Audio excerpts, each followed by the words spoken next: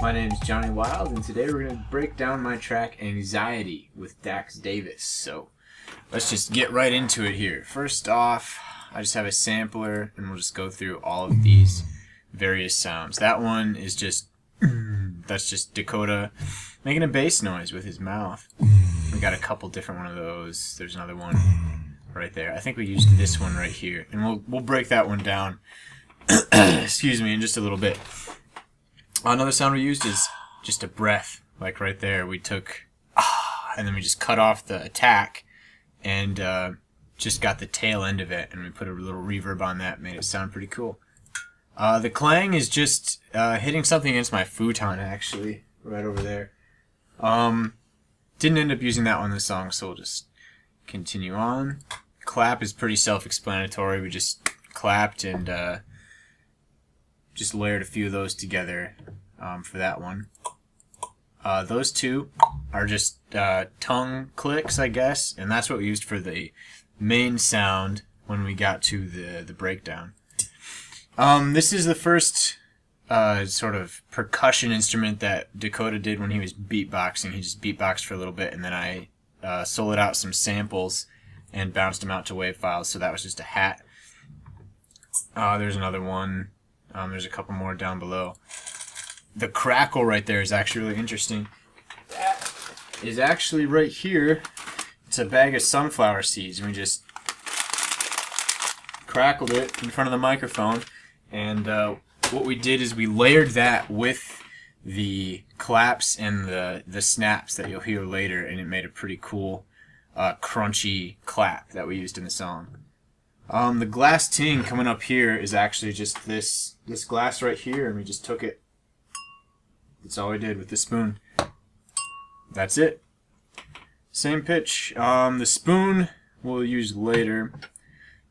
Here's the kick. This is an interesting one. It was actually what we came up with by accident. I was recording right here in this little dorm studio, and I was going to stop the recording, but I accidentally banged against my desk here, and we got it on an Audacity, and when we listened to it, it sounded kind of like a kick drum.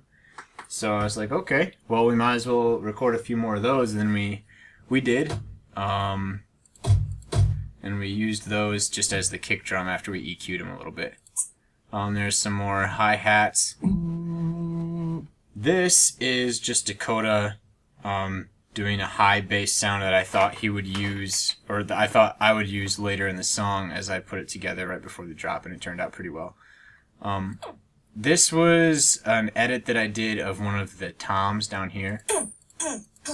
I thought it was going to be used as the main sound, the main synth over the top of the bass during the breakdown section, but it didn't work out, so just kind of left it there. There's that other bass sound that we didn't use. We used both of those hats just in the beat. Didn't use the pop. There's the snaps. I just layered them together again, and I also had a few separate ones just in case it worked out better that way. There's a beatbox snare by Dakota. I actually really liked that one. That's the one we used for the drop. I don't think we used that one, but here's the spoon. This is what we inserted. We took the spoon and we just inserted it into part of the intro kind of beat, I guess. We just dropped it on the floor and picked up that sound and used that. Got a couple different versions of that one. This is one of the most important sounds, actually, is this right here. Just like it's like a sucky kind of sound. Just it sucks you right into what it leads into. There's the one that I think we used. We lead that into the claps, and it comes with a really cool effect. It makes a really cool effect. We did the toms already. This we didn't end up using. It's a cool sound in it. I've heard it used a lot of places, but just didn't fit with this song, so we didn't use it. Didn't use the either. I'll try getting the more like.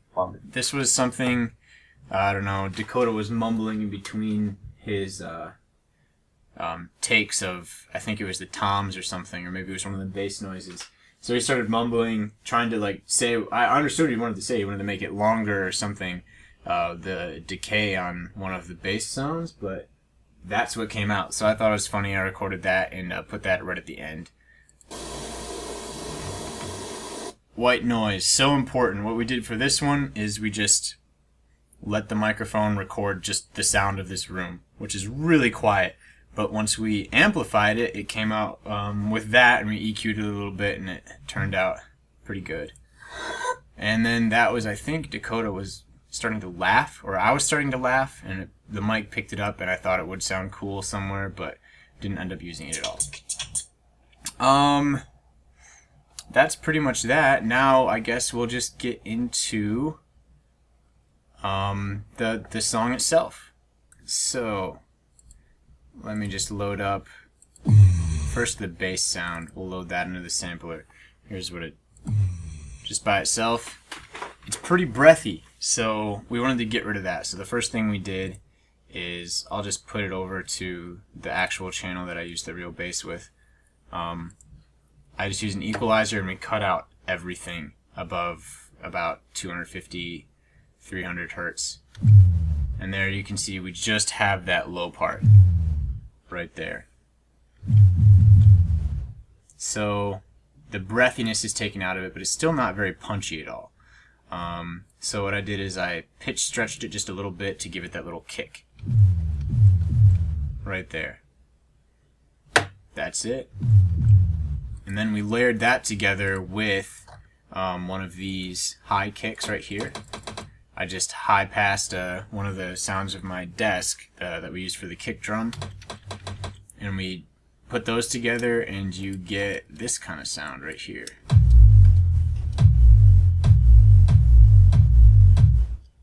So that's the bulk of the bass noise, I suppose. The only other noise that I think we should break down is probably this click right here. And it sounds better if you take off the filter. Right there. This one, what actually makes it is that I put a little distortion on it. Just a touch. So if you take that off, it kind of loses its pitch. It's more of a click.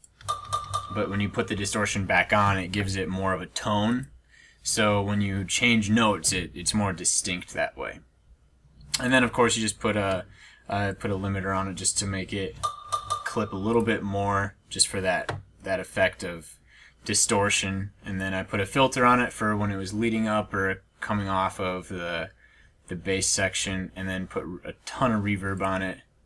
Just a ton. Just to make it sound better. The thing with reverb though is it's pretty easy to overdo. So it's a lot for me, I guess, but since it's by itself, I guess it sounds better that way. But then let's just go through the song. It's just starts out with the grandfather clock type glass ping sounds. They're actually two different samples. One of them is an octave higher.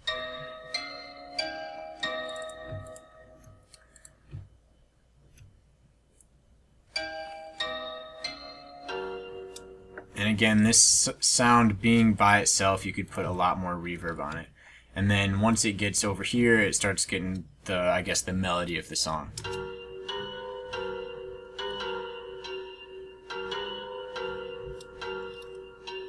That's pretty much it, and then it goes up an octave. And then every once in a while I'll throw in one of the bass notes from that, just to add a little bit more space into it, a little more depth.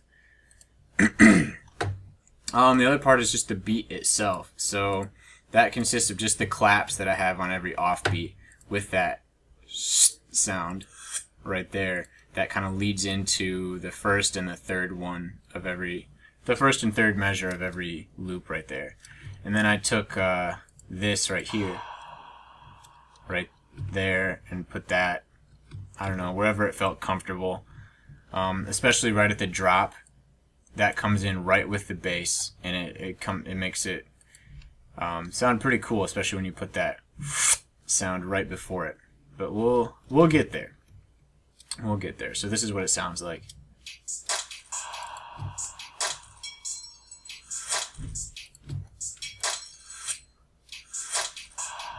Nothing too complicated. Just a couple hats.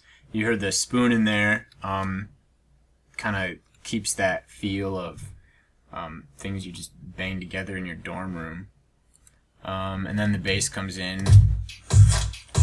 Just the kick drum over everything right there, and then it just goes straight to the, I guess you'd call it like a lead into the drop right here, and this is where that high bass note comes in.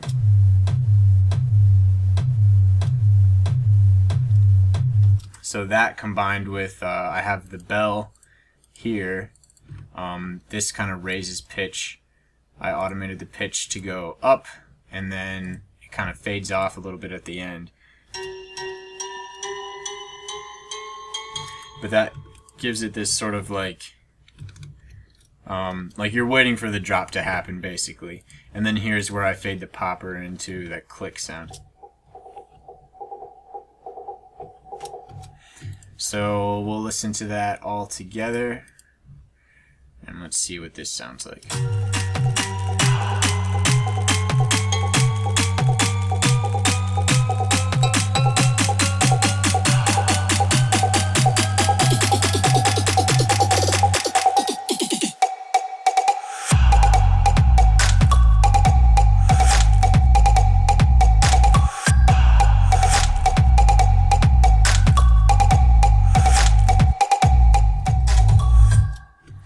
Okay, that's pretty much it. I guess there isn't much else other than the tempo change, which comes over here. There's a pretty simple bridge, I guess you would call it, but I just have the tempo drop from 140 to 120.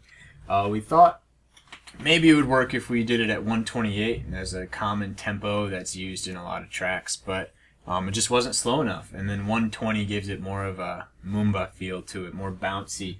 A little slower, a little bit more groovy, a little more tribal, a little more grimy. And I think that 120 worked out a little bit better for us that way. Other than that, I think that's pretty much everything. So, thanks for watching.